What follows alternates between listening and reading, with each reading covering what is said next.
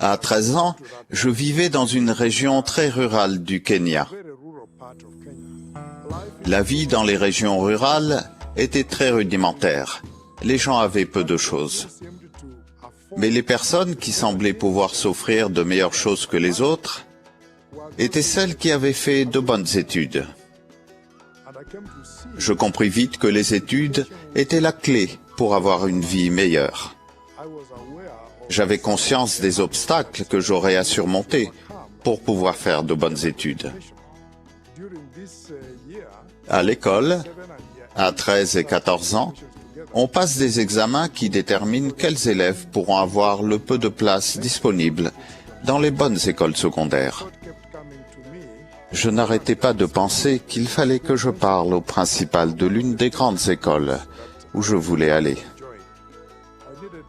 J'avais besoin du vélo de mon père pour m'y rendre. Il fallait passer par des collines et des vallées. Le voyage prenait une demi-journée. Ce que vous devez aussi savoir, c'est que je n'avais que 13 ans. Je n'avais jamais quitté mon village. Je ne parlais pas très bien l'anglais. Le principal de l'école était blanc. Et je n'avais jamais parlé directement à un homme blanc avant.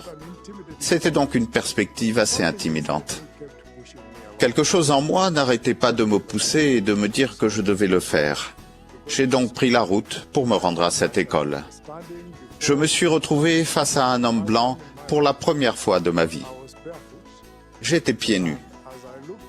Et quand je l'ai regardé, j'ai bien vu qu'il était assez surpris de voir ce jeune garçon au garde à vous devant lui.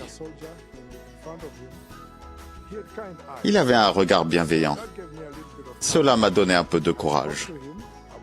Je lui ai dit que je voulais vraiment être admis dans son école et que je serais très heureux s'il m'acceptait. Il m'a alors répondu « Eh bien, nous verrons quand nous aurons les résultats. » J'ai dit « Merci monsieur ». En moins de 4 minutes, j'avais quitté son bureau. Ces 4 minutes passées dans ce bureau ont réellement été le moment déterminant de ma vie. J'ai été le seul élève de mon école primaire à être choisi pour aller dans une des meilleures écoles de la région. Le fait que cet homme formidable m'ait donné cette chance m'a permis d'être reconnaissant et m'a encouragé à faire de mon mieux pour devenir le meilleur élève de ma classe de dernière année.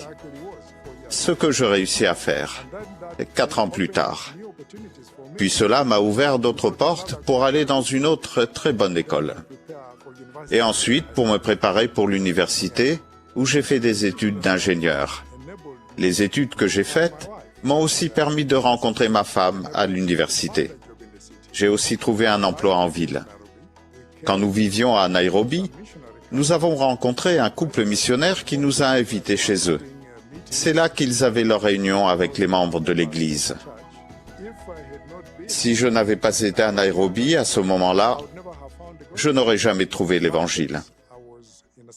Le fait d'avoir un travail stable m'a permis de servir dans l'Église.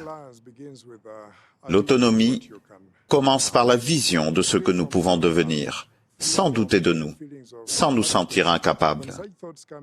Quand on a ce genre de pensée, on doit se souvenir que nous avons un potentiel divin, que notre Père Céleste nous a mis sur terre et nous a donné la capacité de dominer toutes choses. Notre Père Céleste a fait la promesse de subvenir aux besoins de toutes les personnes qui vivent selon le modèle de ces alliances. Le plan de l'Évangile est là pour nous aider à être autonomes et à devenir semblables à notre Père Céleste. Je témoigne que si nous développons une vision claire de ce que nous pouvons devenir, le Seigneur nous ouvrira la route pour que cette vision devienne réalité. Je témoigne aussi que les études sont une clé pour atteindre l'autonomie.